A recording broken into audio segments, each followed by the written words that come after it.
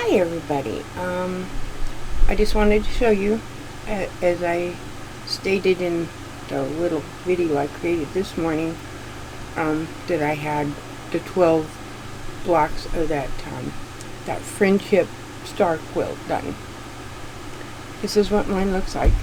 I'm standing up because the block is too big for my little portable wall, so I'll hold the other side up and hopefully don't fall in the process. I don't like standing up, I'm not real sturdy, but this is what mine looks like. Like, I'm kind of short, so I'm trying to stand up without falling over, but that's what mine looks like, and I am beyond in love with design. This TeresaLouise, when she created this, oh my gosh, it's not often I fall in love with a quilt block, but this one is so amazing. I guess because, as most people know, scrappy. I love the colors, and I wasn't looking for any particular thing. I just picked a color, cut out the 2.5 by 4.5 inch chips, and I just went. I tried to make sure I didn't have two colors together, but I wasn't even concerned if that happened. I just picked one and stuck it in the block, and this is what mine turned out like. I'm looking forward. Yeah, my camera's a little blurry out there, but it's because it's trying to focus this, so hopefully it's not too blurry. So let me pause the video real quick.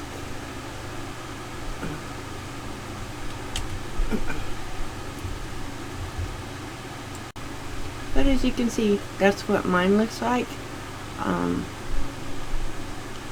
It is a good lap size quilt size. I haven't decided, and I think I might. Then again, I don't know. This is 12 blocks, and each one of the blocks, at least mine, ended up being 16 by 16. I believe TeresaLouise said they would be 16.5, but again, that's mine because I don't always make a 1/4 of an inch thing. It's just the way it is. So mine ended up, I cut them to 16 inches, and there's a couple of them that are just a little bit less than that, but it's okay because I just made the ones on those seams shorter. The biggest thing I found, and I heard TeresaLouise say this, but I guess I wasn't paying attention, which is normal for me. She stated something about there's no seams to match, and she's 100% correct. The only thing I did was when I sewed in, sewed the rows together, I tried to make where I sewed them together, which is like here, where I sewed the rows themselves together, because I did 3 at a time, and where I sewed the rows together, I tried to make the seams match. But even if you don't, and the seams are just a little bit off, you can't tell. You cannot tell. This is a I looked at that and I'm in complete amazement. My stars are a little hidden because of how busy this quilt is, and this is the reason that if I do make more blocks for it, and which I'm probably not going to, but who knows? Who knows? With me, who knows? Who knows what I might decide to do? I just know that, like I said a couple times, that it's not often I fall in love with a particular design or a quilt block. And I am just completely in awe of, I guess, how it goes together. It was so amazing. But I will again attach to this video the 2 documents I did, so people could download them instead of, yeah, I hope that don't upset TeresaLouise to where she, on TeresaLouise's channel, on the section that says post or community or however it's posted in, depending on the channel, she has a picture of her directions on how to do it, and that's wonderful. I just figured it might be easy, just people could download it really quick, and it's amazing. And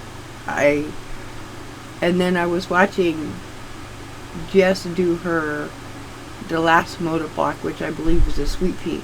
Oh my gosh, you have to go see those colors. I was just, oh geez, how did I miss this video? I get lost, in which I'm sure y'all do, and then I have to play catch up on the different videos, and so some of them I'm a week behind, but that's okay. And then my internet for the last 6 days, it's down more than it's up, so it requires the use of my cell phone, which I don't like to do because I can't see, and my eyes, sorry guys if it bothers you, my eyes kind of don't focus, and so they move a lot, and I actually thought about just getting some sunglasses so that it don't bother people as bad, but there's nothing I can do about it because I'm legally blind, as most of you know, and I'm not black blind, but my eyes don't really focus, and that's why I think that's one of the reasons I fell so much in love with this quilt block, is because I didn't have to try and match anything. It just made what it needed to make. The only thing it did a difference is, I'm going to make another one, but it will be a little bit different. I would make my stars more predominant. And in this one, well, actually you can see it. The video makes it harder to see. Let me see if I can change my lighting.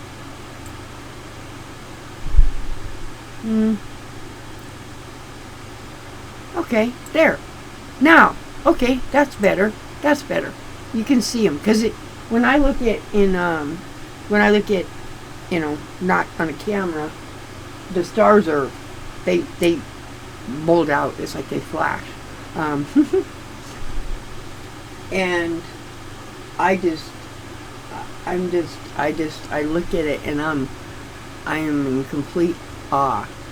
I think to maintain the look of this design,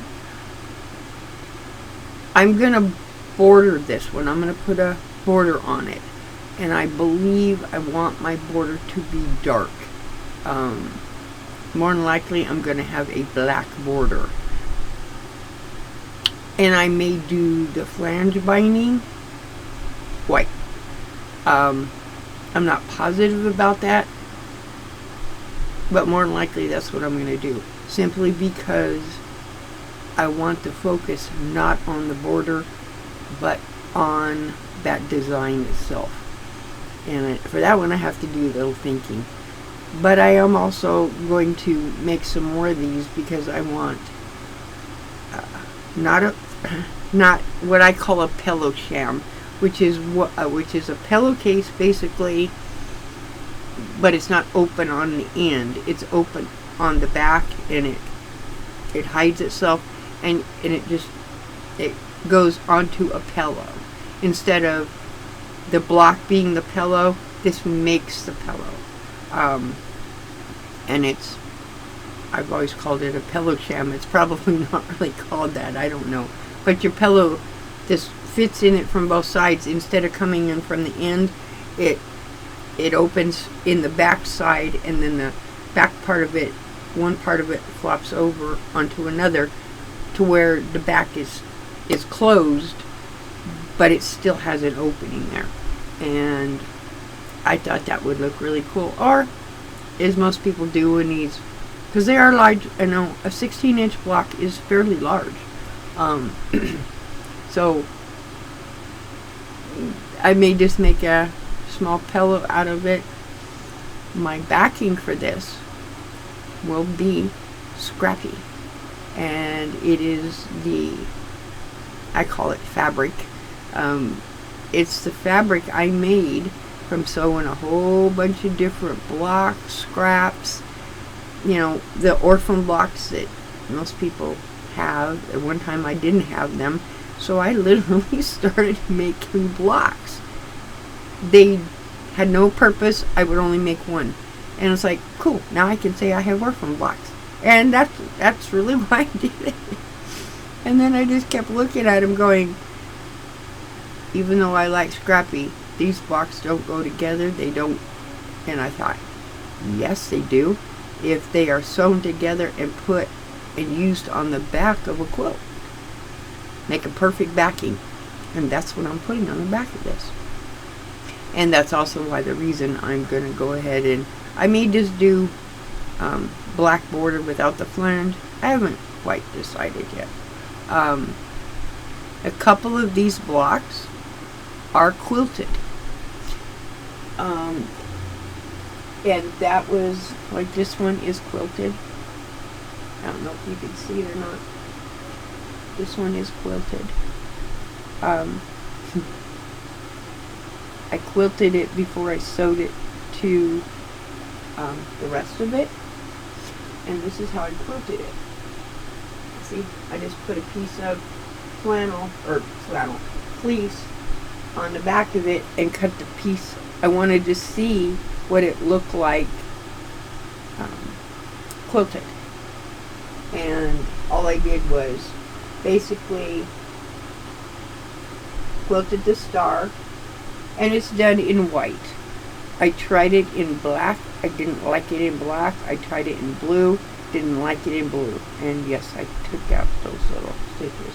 And the stitch I like to use, I don't know, it looks like a leaf. It kind of goes, and I don't want to take that back off the wall, but it just goes, it makes like a leaf shape, one on each side. I don't really know what it's called. And it's just on my domestic machine. I don't have a long arm or anything like that. But I love that quilt block. I quilt. I just think it's amazing.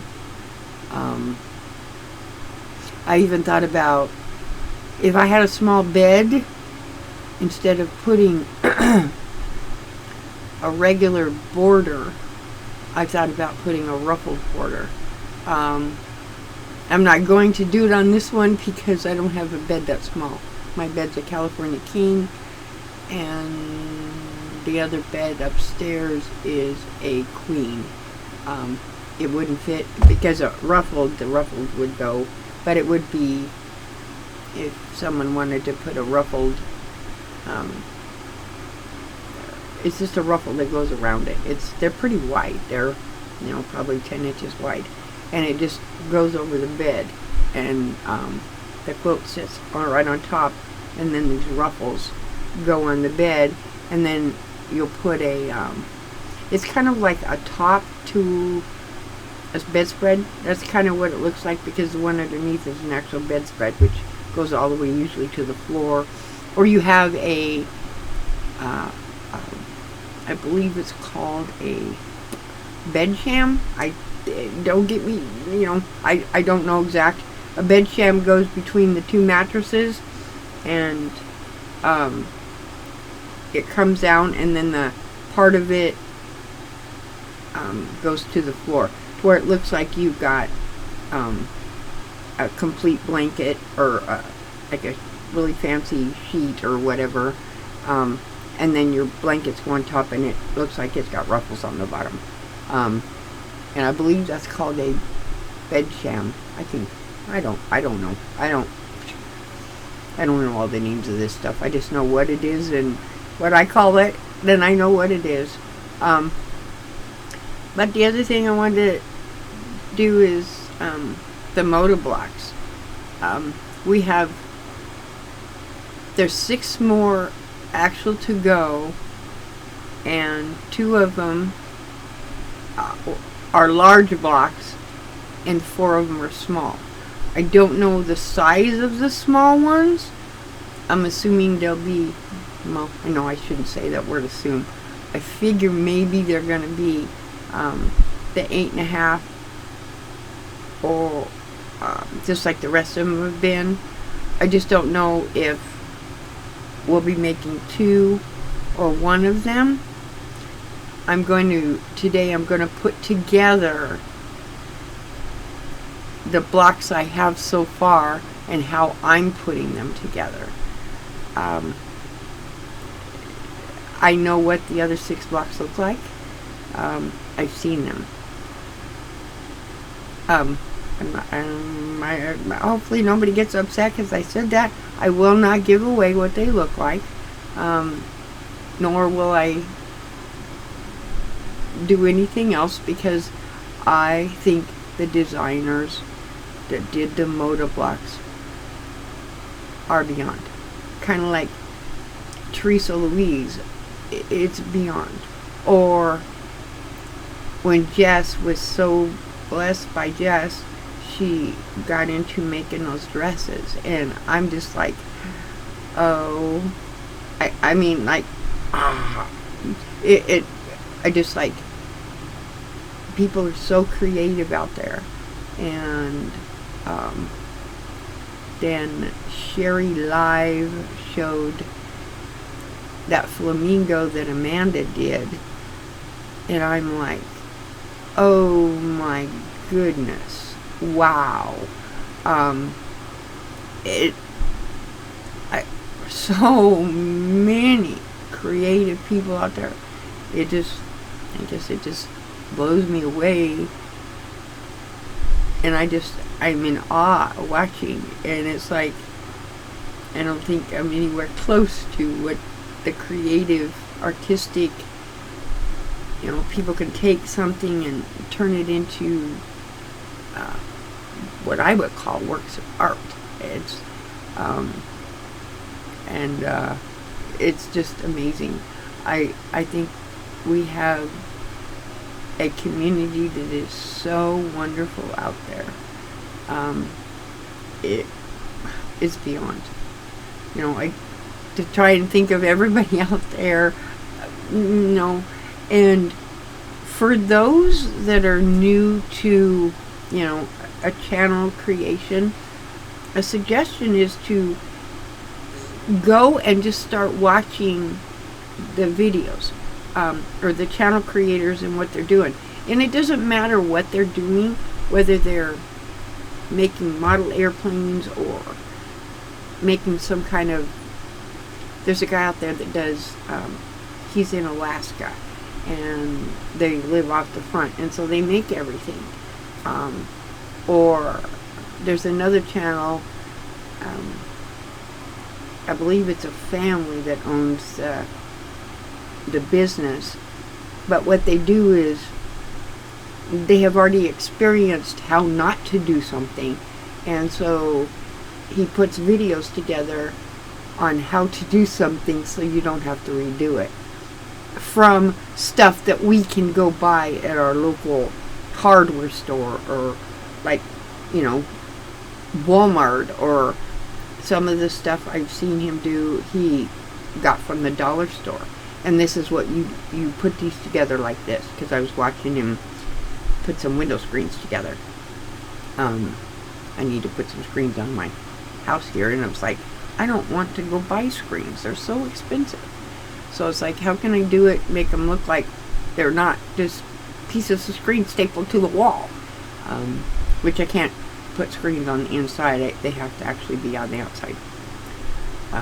That's certain things are drawbacks when you have cats, and it's fine.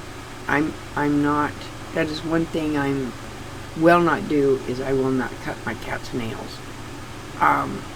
The only time I kind of look is when they start sticking to the carpet. Then I might see what's going on. But the 3 cats I have left, they don't, I only had one cat that did that, and it's because he wasn't, I don't know, he just wasn't I had him from when he was like 6 weeks old. He walked around with his nails extended for some reason, and you could push on him and he would pull them back in, but he kept his nails extended, so he was always sticking to the carpet. So he's the only one I had to kind of keep the very tips of them off. And then with him, I decided, you know what, this is not right, and I went and bought what they call it's a nail tip, and it slides on the cat's nail.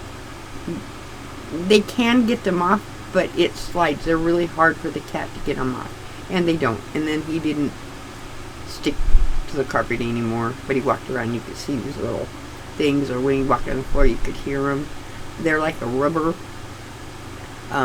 but it's just one of those things. My cats don't get out. Number one, you know, I got that one that's like 17, 18 years old, and he gets out, and he's not, you know, even though all 3 of them were feral, they get outside, and then they like, wait a minute, and then they run to the other door to want back in. It's like, okay, they're just, no, and I don't want them outside, even though they're all sterilized, chips, have all their shots you could think of. I just don't want them outside. It's just, no. Same with the dogs. They're all sterilized and chipped, and even though they do go outside, I don't know, I think they're too air conditioning thing. They go outside for a little while, and then they walk back in because it's just too warm. Not so bad in the winter when we get the cooler temperatures. They still stay outside.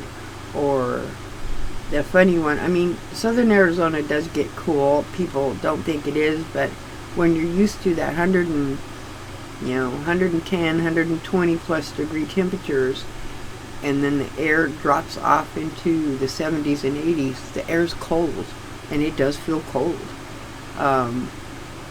It is what it is. But even when temperatures are like that, I don't know why the dogs go in the pool. They have a pool outside that we keep fresh water in, and because it's just too hot here. And they go in there. And then they want in the house, because of course they can't walk from the pool to the sidewalk. They have to walk from the pool, go get in the dirt, and then walk on the sidewalk. It's like, seriously, you guys, come on. And I keep I don't know, it's made out of a grassy stuff on the outside, on the ground, and I tell them, okay, wipe your feet. And their idea of wiping their feet is jump up and down on the mat. And it's like, no, wipe your feet off. And they jump up and down on the mat. And then I have to mop the floor when they come in. But that's okay. They are what they are for whatever reason, as most people know that have dogs and cats. I don't really think they know they're a dog or a cat. They think they're just a furry, four-legged human. They know what they want, and especially cats, they're very demanding. I want it now, and I don't care if you said I can't do it. And that's the biggest difference between a dog and a cat. You tell the dog not to do something. In front of you, they're not going to do it. Behind your back, they're going to. Whereas a cat, they'll do it right in front of you, and then just glare at you. Like and you told me I couldn't, well, I'm going to do it anyway. And what are you going to do about it? I just look at them and I shake my head. Like, seriously? And if my cats don't get on the counters. They just don't. I don't know. I mean, I imagine if there was something up there and you left it up there that they really wanted, they would jump on the counters. But they learned a long time ago jumping on the counters could result in sticky notes sticking to your feet. And that's how I train cats. Or you put a piece of aluminum foil on the counter, the cat jumps up there, they won't do it again. They don't like the sound when their feet hit aluminum foil. They don't like it. It scares them, and they usually don't do it but once. The same as for those that have cats. My cats don't scratch the furniture. I have a round, it's round like this, and has pressed cardboard in the center, and the cats use that. But there are things you can do if you have cats to keep them from scratching your furniture, and that is you take like the silver duct tape, which the silver duct tape is made out of natural fibers, so it doesn't do anything. But depending on your furniture. Now, if you do this to what I'm going to tell you, if you do it to leather, it will leave like that glue residue on the leather. But you take the tape and you stick the one side to whatever you don't want them, and then do it so it's backwards, so the sticky is out, and those cats put their feet up there, they stop because they don't like that sticky, and it does make them stop. But again, my cats don't use the furniture, they use that cardboard. You can do the same thing with a box. A cat will scratch with a box, and people have always concluded, well, they're sharpening their nails. That's not actually what they're doing. They're marking their territory. That's the reason for it. They're marking their territories. That's why they go around to a furniture and it's only certain sections. They're marking their territory. The same with a male cat, whether they're fixed or not.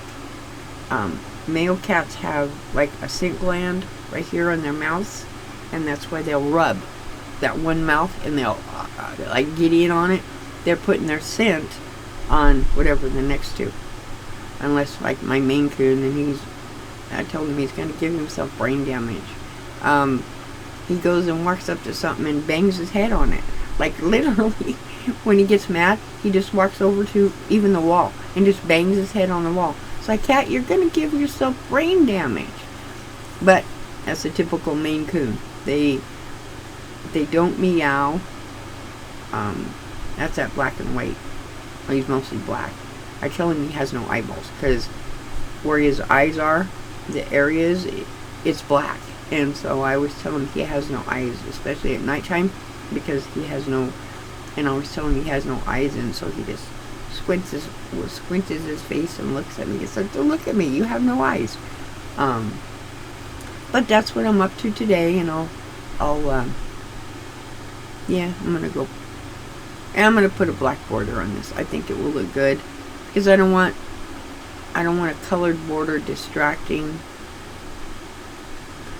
Wait a minute. I could put a small,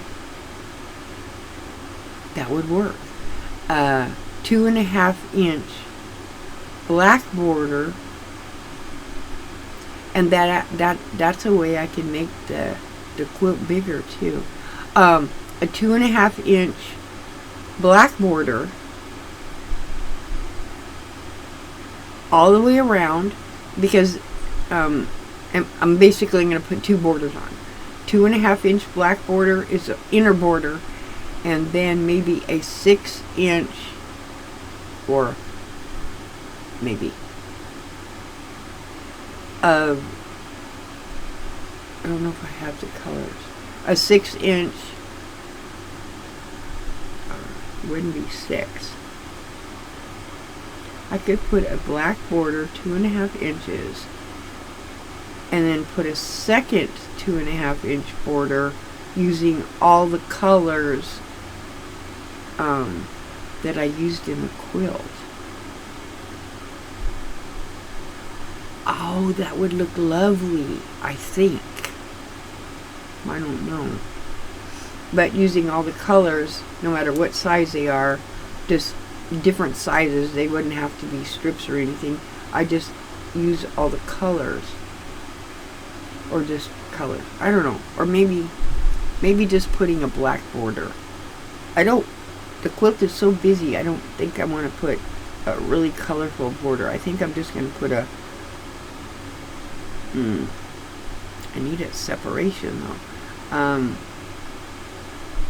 No, actually I don't, because it's so busy.